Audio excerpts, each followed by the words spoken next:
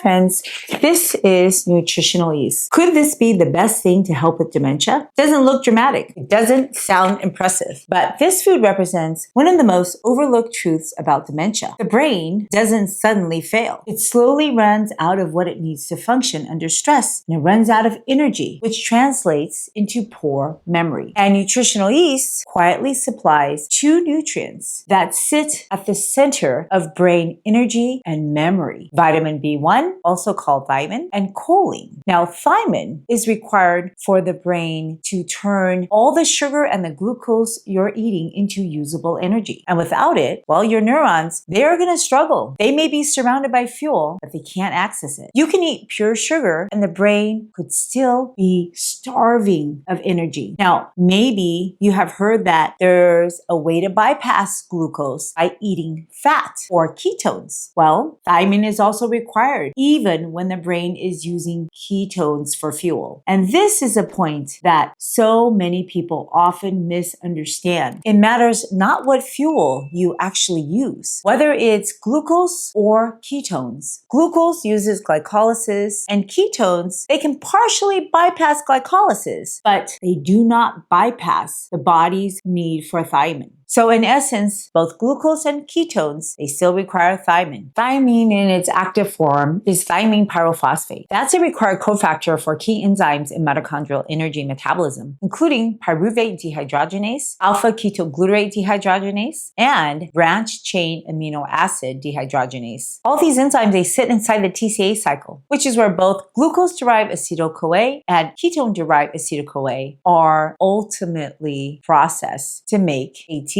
Now, when ketones are used, so if you're on a ketogenic diet, beta-hydroxybutyrate and acetoacetate, they're converted into acetyl-CoA. That acetyl-CoA still must enter the TCA cycle to generate energy in the form of ATP. Now, alpha-ketoglutarate dehydrogenase, one of the rate-limiting enzymes in that TCA cycle, is thiamine dependent. Now, if thiamine is insufficient or even worse off, deficient, the TCA cycle slows, mitochondrial energy production basically pivots downward, and the whole cycle becomes inefficient. So your neurons are still starving of energy, even if you eat enough calories. You basically have a battery that doesn't work. And this is why thiamine deficiency can cause encephalopathy, regardless of whether or not you're eating enough carbohydrates or fat, or if you're on a ketogenic diet or a low carbohydrate diet. Switching fuel sources does not eliminate your brain's need for micronutrients. Now, in fact, states of high metabolic demand, whether you're fasting or you're septic,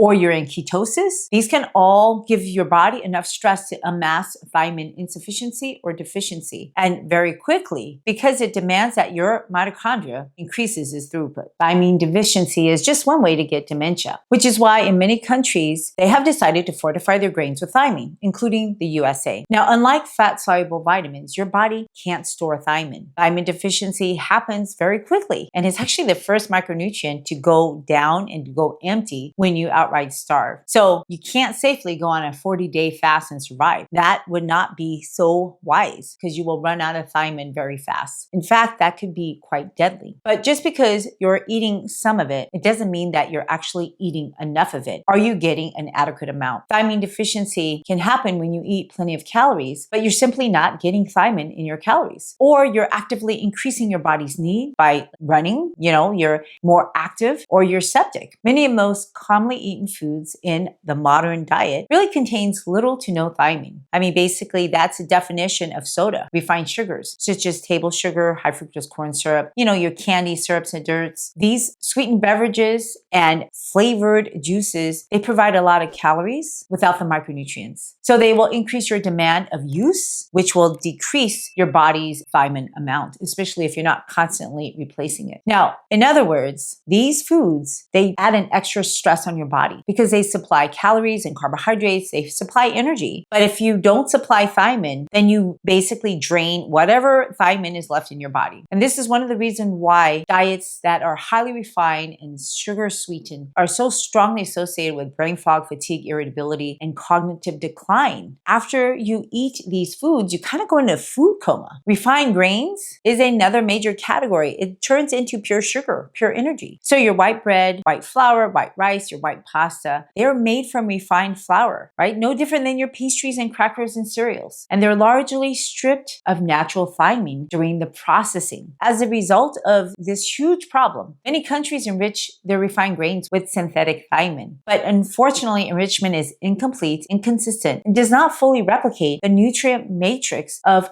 whole grains or whole foods. And even with enrichment, people relying heavily on refined grains as a part of their diet, they will fall short on what the brain actually needs, especially when you're under physical stress. Highly processed foods make up a large share of thiamine-poor calories. Chips, snack foods, fast foods, frozen meals, ice cream, ultra-processed plant substitutes, and packaged convenient foods are really packaging thiamine out of your diet. And they are typically low in thiamine. And these foods are often high in energy, such as carbohydrates and fats, that increases your body's metabolic demand of thiamine while not supplying it. Now, animal foods like meats, they are commonly understood in this context because muscle meats like your beef, your chicken, and your fish, they actually contain relatively low amounts of thiamine. That's compared to whole plant foods, such as whole legumes, whole grains, whole seeds, and even nutritional yeast. Pork is an exception and is actually relatively high in thiamine for muscle meat. However, I'm not advocating for people to eat pork, but I'm just saying that is another way to get thiamine. And diets that are heavily meat-centered and low in plant foods often end up with marginal amount of thiamine, especially when combined with sugar or with alcohol. Now, alcohol deserves special mention because it taxes the body one more step. Now, no amount of alcohol has any amount of thiamine. And even worse, it actually directly interferes thiamine absorption and thiamine activation. So even moderate alcohol intake can significantly increase your risk of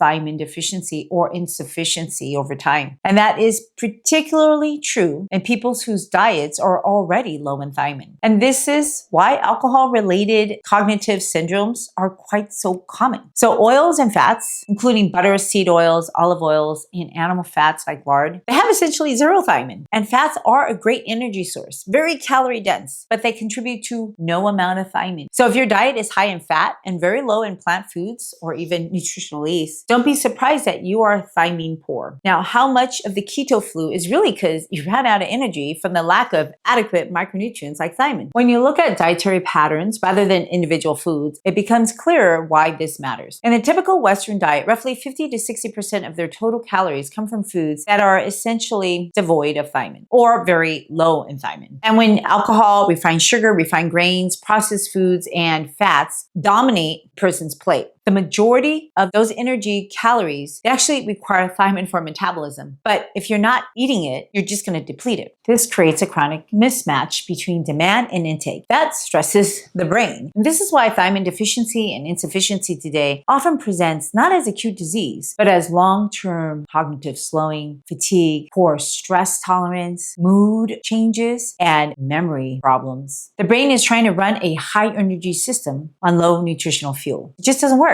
And changing the fuel source, whether that's glucose or ketones, just ain't going to cut it if the problem is thiamine deficiency. When the enzymatic machinery that is required to make energy lacks the cofactor vitamins to function, you're not going to get energy. And this is actually not uncommon. Confusion, memory loss, irritability, brain fog. Take a look around this holiday season and how many of your relatives actually struggle with these symptoms that most people just kind of think that's just them growing old. In severe cases, it becomes irreversible cognitive decline, which is dementia. And when thiamine is causing it, that's called Wernicke's encephalopathy. What is frightening is how often this deficiency is missed because people just assume everybody's memory will decline as they age or that they're eating a okay diet. That's not going to be my brain. I meet plenty of people in their 90s that are sharp as a tack. They don't have memory problems. Meanwhile, for some people, they could be several decades before 90 and literally struggle with brain fog, fatigue, and energy problems. They're literally energy starved. So another molecule is choline. That is equally critical. Choline is needed to make acetylcholine, the neurotransmitter most people associate with learning and memory. Few conversations start with whether or not the brain even has a raw material to make acetylcholine. You don't get choline from drinking fat or eating ultra-processed carbs. Choline is a water-soluble, vitamin-like nutrient, not a fat. So your oils and fats, even your olive oil, your butter, your lard, your seed oils, or even coconut oil, well, you name that isolated fat, they are essentially zero in choline. And this matters because we are like an energy-centric society, and people assume that eating enough calories automatically supports your brain health, when in reality, whether you eat it in carbs or fat, it does not supply all the raw materials you need to make neurotransmitters. Choline is found in foods that contain phospholipids and intact cellular structures, not extracted fats. It is present in whole foods such as eggs, legumes, whole grains, wheat germ, nuts, seeds, vegetables, and nutritional yeast. Like I said, this stuff is great. Now, in these foods, choline is bound to compounds like phosphatidylcholine and sphingomyelin, which are used to build cell membranes and produce acetylcholine, the neurotransmitter critical for memory and attention. Now, when fat is separated from food, the choline is left behind. And so that means diets very high in fat, like ketogenic diet in which they're drinking oils and fat, they're getting enough calories in fat. But because they may be lacking whole foods, they will be surprisingly choline poor and struggle with brain functions. And over time, this can impair acetylcholine production, disrupt cell membrane integrity, not just of your brain, but the rest of your cells too. But when it happens in the brain, it contributes to cognitive symptoms, especially in the setting of chronic stress, whether that be physical stress or metabolic stress or psychosocial stress or just aging. Fat is a good fuel, but it is not complete brain nutrition. The brain requires specific micronutrients, including choline, which needs to come from whole choline-containing foods. And this is why, in my book, Preventing Dementia needs to start with whole food. Dementia prevention begins upstream, years and decades before you form plaques, you get positive scans, or when a person gets a label, right? Or before you lose your keys and forget your names and forget your people. It begins with feeding the brain right so that your brain can be resilient to stress without breaking down. Because chronic stress is a stress on the brain and it's unavoidable. We all have some kind of stress. There's nobody without stress. Hence a need for more targeted micronutrients compared to not being stressed. Who's not stressed? Nutrient depletion doesn't have to be if we are mindful of what our body needs. I have a friend who's literally 1 year older than me. Same birthday. He currently has dementia. Now, he didn't eat a lot. He wasn't obese. In fact, he looked strong and healthy. He didn't binge. He was very proud that he could limit his portion size. And by many standards, he had portion control. He had made it. But what he didn't get, that the quality of his food mattered. His diet may have been portion controlled for bad junk food, for sweets and meat. So he didn't gain weight. But unfortunately, the stuff was not packed with micronutrients, like the nutrients that you will find when you eat whole plant foods. He rarely ate leafy greens, berries, seeds, and nuts. These foods, like this food, is packed with B vitamins. So he got an A in controlling his calories, his energy density, but he was undernourishing his brain and missing micronutrients. So his wife actually suspected that something was wrong years before he was officially diagnosed with dementia. She realized there was something wrong when he began yelling at his daughter for no reason. And he would have such extreme mood swings. It got so uncomfortable that his wife would take the daughter and leave the home for weeks to kind of let him chill out. But eventually it became clear that there was something very wrong with his mind. And now he's minimally mobile and he's essentially nonverbal. Now this process took a few years. And one of the most troubling parts of my friend's story is that they were offered minimal medical support, or at least that's the story that I was told. Apparently he didn't get brain imaging for strokes to look for tumors or hydrocephalus. There was no meaningful blood work that was checked besides routine blood work. So they didn't check for vitamin deficiencies. I'm not sure if they checked for thyroid function or other causes of inflammation. No one paused to ask whether his condition could be something reversible. The diagnosis was delivered as if it was permanent, as if cognitive decline is always a one-way street. But as an infectious disease trained physician, I can tell you that not all dementias are hopeless. Some causes are treatable and some are fully reversible if caught early. But I'm not their doctor. However, I do know that if you do have dementia and you want to know if you have a reversible cause, then you should see an infectious disease physician because infections can masquerade dementia. Syphilis is an infectious disease. It can invade the nervous system and cause profound cognitive and personality changes even years and decades after initial exposure. I have literally seen people improve after getting treated for neurosyphilis. But in order to get treated for neurosyphilis, you first have to get a workup to diagnose you with neurosyphilis. And that starts with a blood test and potentially even cerebral spinal fluid.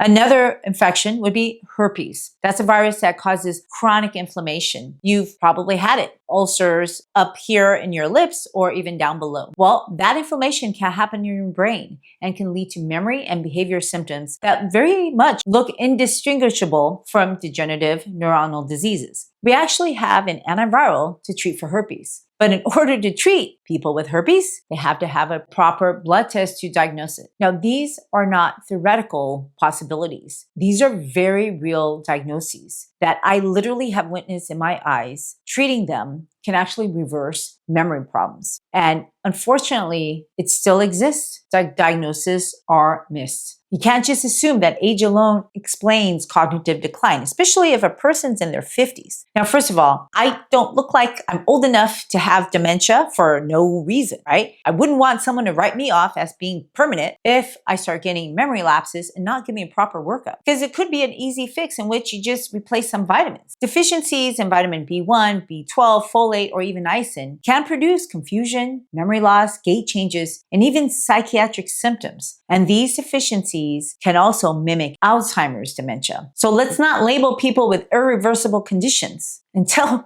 we make sure that they don't have a reversible condition. Unless you check some blood tests, you just never know. And of course, imaging, I think, is very important because once a label is applied, the search often stops. And a proper dementia workup should never begin with resignation. Even my mom didn't get a proper dementia workup. It should begin with curiosity. What is driving this? Maybe they're missing a vitamin that could be simply reversed. Far too many people just assume permanence too early, and we miss a window which can potentially help the brain recover. Now, another critical piece that was never addressed in my friend's evaluation was toxins, particularly heavy metals. No one asked about occupational exposure, maybe old plumbing fixtures, maybe taking supplements, or environmental sources. No one checked for metals like lead, mercury, or arsenic, all of which can accumulate silently in the body and directly damage the nervous system. Chronic heavy metal exposure, it absolutely can cause memory loss, confusion, mood changes, and decrease executive function. And all that looks exactly like dementia. These toxins, they interfere with the mitochondrial energy production.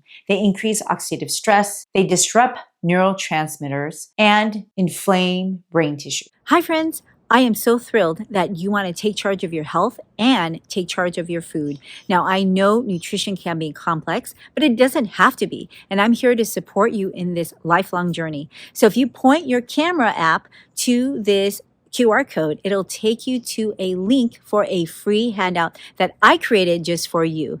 And if you like it, if you want to see other handouts, please go to the link in my show notes and then you can leave me your feedback on what I could do to help you in your journey. Okay, back to the video now. The brain uses about 20% of the body's energy. It is metabolically demanding and highly sensitive to insufficiencies and deficiencies. And when nutrients are scarce, the brain shifts into conservation mode. Memory is not essential for short-term survival, right? Emotional regulation is also not essential, and long-term planning is not essential. So these are all the first functions to decline when your resources are limited. And dementia is just a final chapter of decades of silent depletion, combined with unrelenting stress. And there are plenty that we can do to build our brain resilience besides nutritional yeast. How about number 2, wheat germ? If nutritional yeast supplies thiamine and choline, well, wheat germ extends that support even further. Now, wheat germ, it actually contains not just choline and thiamine, but it also contains spermidine, a compound associated with autophagy, the cellular cleanup process. Brain cells are really meant to last a lifetime, and they rely heavily on internal repair systems. Spermidine, that supports those systems by helping cells remove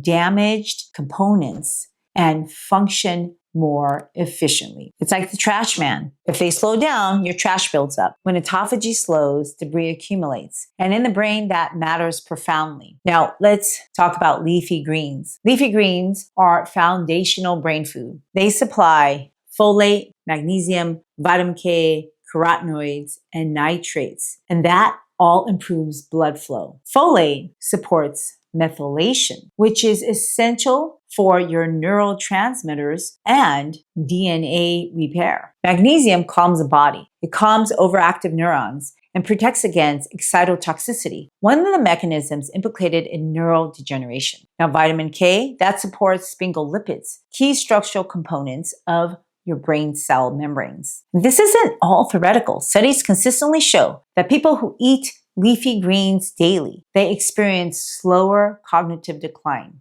And we're not talking about magic greens. The brain actually just finally gets the nutrients that it needs to function. Eat a variety of them. Now, the next are walnuts. Walnuts provide plant-based omega-3 fats that support your neuronal membrane integrity. They also contain polyphenols that reduce oxidative stress and inflammation so that you can remember things. And it works in the hippocampus, your memory center. Chronic inflammation erodes communication between your neurons so that long before memory loss becomes obvious. And walnuts, it can help to stabilize that communication. They also support vascular health and blood flow as one of the most underappreciated factors in dementia. Then there are blueberries, which are not just antioxidant in theory. That color, those are anthocyanins. They literally cross the blood-brain barrier directly to influence the signaling in memory and learning regions. And human clinical trials, they have also showed improved cognitive performance when people eat blueberries regularly.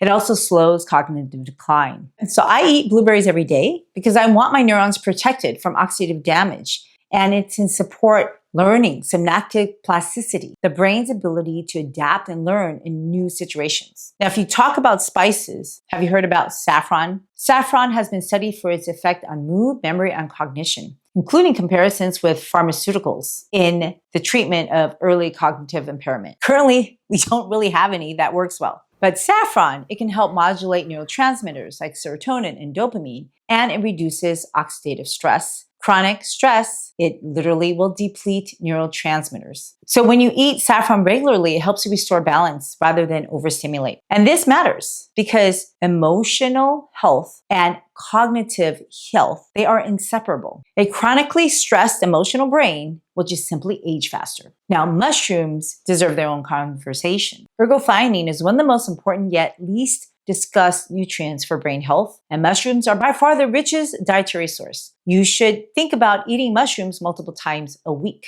Ergothioneine is a sulfur-containing antioxidant that we can't make on our own. Now, we rely entirely on diet to obtain it, and mushrooms, they concentrate it at levels far higher than almost any other food. We actually have receptors for ergothioneine, and ergothioneine is unique because in the body, it actively transports it into tissues that are under high oxidative stress. And this organ, your brain, is under high oxidative stress. There is a specific transporter called OCTN1 that pulls ergothioneine across the blood-brain barrier and into your neurons and your glia cells. And that alone just tells you how biologically important that ergothioneine is. The brain, it does not passively absorb ergothioneine, right? It actively has to select for it. And in the brain, ergothioneine, it protects the brain's mitochondria from oxidative damage. It also stabilizes cell membranes. And both of this, it reduces neural inflammation. Oxidative stress and mitochondrial dysfunction are essential features of aging,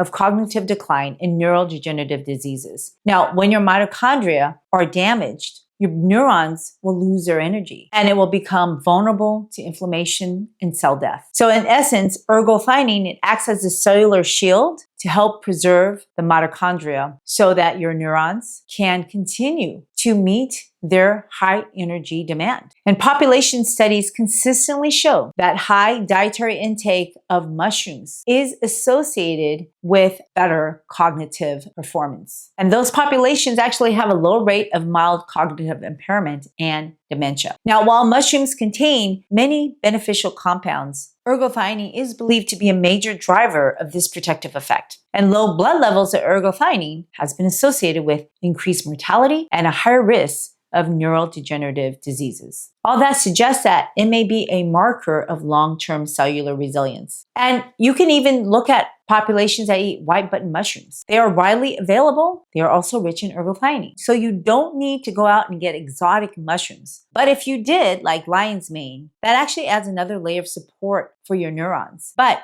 even common culinary mushrooms, they contribute to meaningful brain protection. Now, from a practical standpoint, mushrooms function as a form of long-term brain insurance. The goal is not to overstimulate the nervous system. So they're not like drugs. We shouldn't use them like drugs, but they quietly accumulate in tissue over time, providing antioxidant protection on a daily basis if you eat them often enough. And when it comes to dementia prevention, it matters a lot because the brain, it fails when protective reserves are depleted. And in short, mushrooms, they support the brain health not by boosting cognition acutely, but by preserving the cellular environment that allows normal memory processing, learning, and the resilience to endure under stress. And ergothioneine is really one of the reasons why I try to eat mushrooms multiple times a week. Hydration is next and is often underestimated. Even mild dehydration can cause brain fog, fatigue, headaches, and impaired attention. So over time, chronic underhydration, it actually contributes to poor cerebral circulation. It increases stress hormones too. And many people interpret dehydration-induced fog as permanent decline. Could it be that you're just not drinking enough? The brain is highly sensitive to fluid balance. Hydration is brain care. And sometimes you may want to put some flax seeds in that water. Ground flax seeds, it plays a critical role through the gut-brain axis. Flax seeds feed beneficial gut bacteria to reduce inflammation through them. And it improves insulin sensitivity and supports vascular health. The gut communicates with your brain through your immune, hormonal, and neuronal pathways. Your largest peripheral nerve outside of your brain is to your gut, your vagus nerve. And a chronically inflamed gut fuels a chronically inflamed vagus nerves that gives your brain chronic inflammation as input. Flax seeds, it actually can break that cycle. And when you look back at my friend and his diet, what's striking is not how much he ate in calories, but all the stuff he was missing that actually was really important to support metabolizing those calories. He didn't build reserves with his food. Foods actually buffer stress. They support repair. And over time, if you don't have the ingredients, your brain cannot keep compensating with the stress that you deal with on a daily basis. This is exactly why dementia prevention is not about perfection. It's about consistency, doing it every day. It's about feeding the brain micronutrients so that it can handle all the stress that life throws at you without sacrificing your memory and identity. Stress happens to all of us. Loss will happen. Aging will happen. But nutrient depletion, it can happen if you're not careful, but it can also be prevented if you are careful. So if you take one thing from this video, let it be that the best thing that helps your dementia is building brain resilience early and continuously. Food is not just fuel with calories. It is fuel with micronutrients required to process those calories. And those micronutrients allow your brain to repair and conserve its energy, right? It makes it energy efficient. If you want to learn more about super powerful foods, watch the next video.